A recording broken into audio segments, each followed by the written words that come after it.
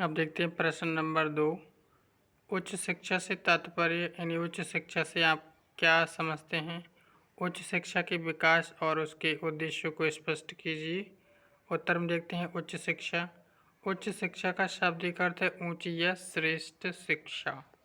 इस प्रकार उच्च शिक्षा का अभिप्राय एक ऐसी शिक्षा से लिया जाता है जो सामान्य शिक्षा से ऊंचे स्तर की होती है। उच्च शिक्षा का अंग्रेजी रूपांतर हायर एजुकेशन है। शिक्षा की संपूर्ण संरचना में उच्च शिक्षा का स्तर सबसे ऊंचा है। माध्यमिक शिक्षा की समाप्ति के उपरांत यानी बाद उच्च शिक्षा प्रारंभ होती है। इस उच्च शिक्षा को विश्वविद्यालय शिक्षा भी कहा जाता है। दोस्तों ये 2018 में आया है, 2020 में भी आया, फिलहाल इस पर नहीं लिखा है। आज आगे देखते हैं, इसमें इम्पोर्टेंट है।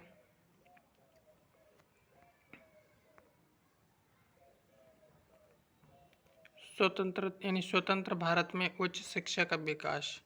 सन 1947 में हमारा देश अंग्रेजी दास्ता से मुक्त हुआ। स्वतंत्रता प्राप्ति के उपरांत यानी बाद देश में उच्च शिक्षा यानी बढ़ती हुई मांग के परिणामस्वरूप उच्च शिक्षा में द्रुत गति से बहुमुखी विकास हुआ। वर्तमान उच्च शिक्षा को देश की आवश्यकताओं के अनुरूप बनाने के लिए भारत सरकार ने सन 1948 में विश्वविद्यालय शिक्षा आयोग 1948-49 का गठन किया। इस आयोग ने विश्वविद्यालय शिक्षा के सभी पहलुओं पर गहन एवं विस्तृत विचार विमर्श करके अनेक महत्वपूर्ण सुझाव दिए।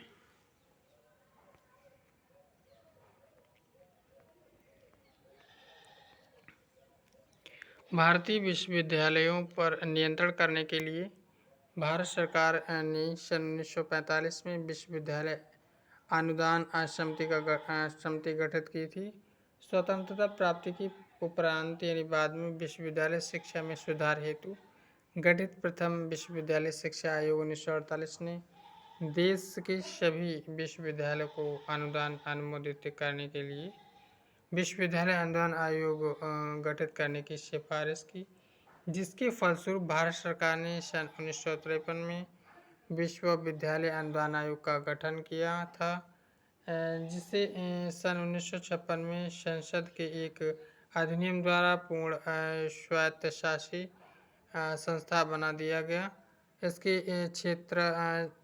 इसके 6 क्षेत्रीय कार्यालय स्थापित किए गए, जिसमें उत्तरी क्षेत्र गाजियाबाद जिसमें गाजियाबाद जम्मू और कश्मीर, हिमाचल प्रदेश, पंजाब, हरियाणा और उत्तर प्रदेश तथा उत्तराखंड के लिए, और केंद्रीय क्षेत्र जिसमें भोपाल यानी मध्य प्रदेश, छत्तीसगढ़ तथा राजस्थान के लिए, पश्चिमी क्षेत्र में पुणे, महाराष्ट्र, गोवा और गुजरात के लिए, दक्षिण क्षेत्र हैदराबाद, केरल, तमिलनाडु, आंध्र प्रदेश तथा कर्नाटक के लिए, उत्तर पूर्वी क्षेत्र गुवाहाटी और असम, मणिपुर अन्य पूर्वी राज्यों के लिए, पूर्वी क्षेत्र कोलकाता, बंगाल, बिहार, झारखंड, सिक्किम और उड़ीसा के लिए।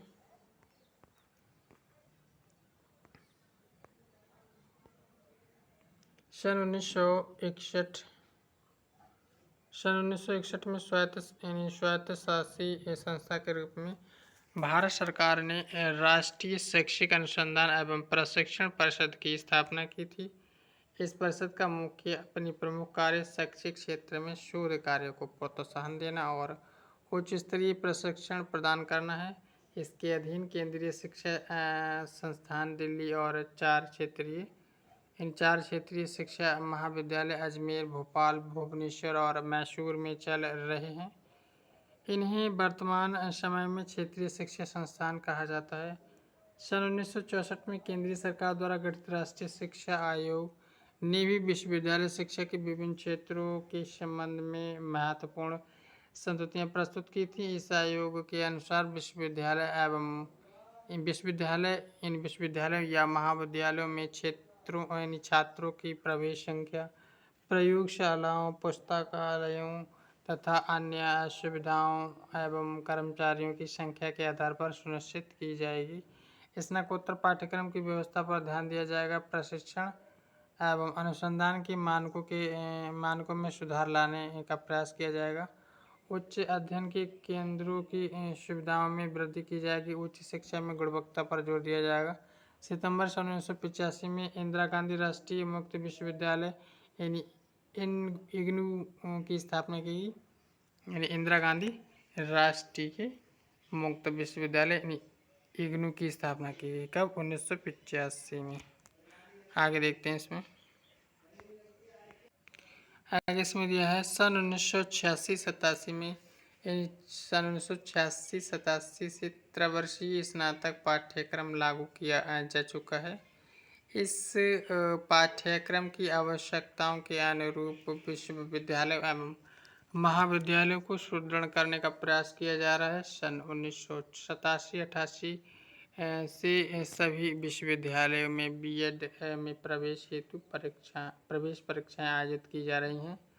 सन 1987 में उच्च शिक्षा संस्थाओं के शिक्षकों के व्यावसायिक विकास के लिए विश्वविद्यालय अनुदान आयोग ने एकेडमिक स्टाफ कॉलेज स्थापित किए हैं, जिसमें ओरिएंटेशन एवं रिफ्रेशन कार्यक्रम चलाए जा रहे हैं। सन 1986 में मेहरोत्रा समिति की संस्तुति के क्रियान्वयन में विश्वविद्यालय अनुदान आयोग यूजीसी ने अखिल भारतीय स्तर पर विश्वविद्यालय एवं महाविद्यालयों में प्रवक्ताओं की नियुक्ति एवं जूनियर रिसर्च कॉलेज के चयन हेतु राष्ट्रीय पात्रता परीक्षा को संपन्न कराना प्रारंभ करा दिया है। राष्ट्रीय शिक्षा नीति 1986 के क्रियान्वयन में अब तक देश में 106 स्वायत्त कॉलेज खोले जा चुके हैं। सन 1995 में राष्ट्रीय शिक्षा परिषद को संवैधानिक दर्जा दिया गया और उसके अधिकार एवं कार्यक्षेत्र का विस्तार किया गया। इसकी 4 क्षेत्रीय समितियां हैं जो क्रमशः निम्न प्रकार हैं। उत्तरी समिति जयपुर, दक्षिणी समिति बंगलौर और पूर्वी समिति भुवनेश्वर और पश्चिमी समिति भोपाल।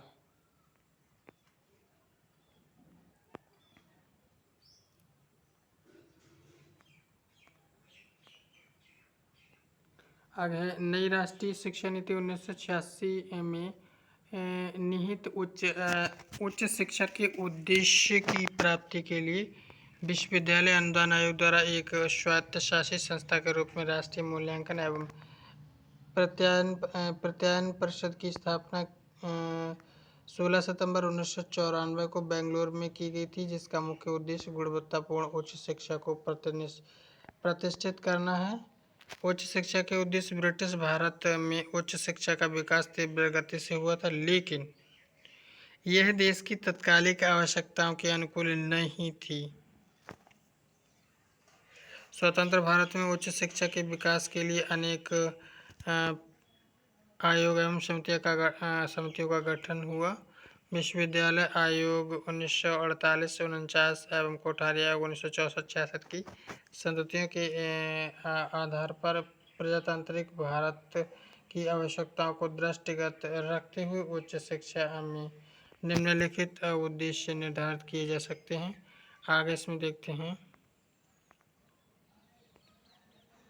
पहला इसमें पॉइंट है उच्च शिक्षा का प्रथम उद्देश्य है कि वह छात्रों में नवीन ज्ञान खोजकर उसे ग्रहण करे, यानी ग्रहण करने, सत्य की खोज में निर्भीक होकर और सतत श्रम यानी लगातार श्रम करके उसमें सफलता प्राप्त करने की चाह उत्पन्न करे।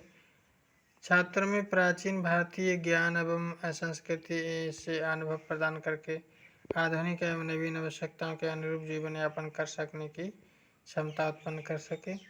छात्र उच्च शिक्षा द्वारा जीवन के सभी क्षेत्रों शारीरिक, मानसिक, बौद्धिक, आत्मिक, सामाजिक, आर्थिक एवं राजनीतिक आदि में नेतृत्व करने की क्षमता प्राप्त कर सके तथा प्रजातांत्रिक मूल्यों को प्राप्त कर सके। समाज को कुशल व्यावसायिक मानव प्राप्त हो सके। समाज को कुशल कृषक, अध्यापक, अभियंता, वकील, चिकित्सक, धार्मिक, समाजसेवी और वैज्ञानिक प्राप्त हो सकें। छात्र तथा प्राध्यापक में प्रेम एवं श्रद्धा का वातावरण उत्पन्न हो सके। राष्ट्र में आर्थिक न्याय, सामाजिक न्याय और राजनीतिक न्याय उत्पन्न हो सके।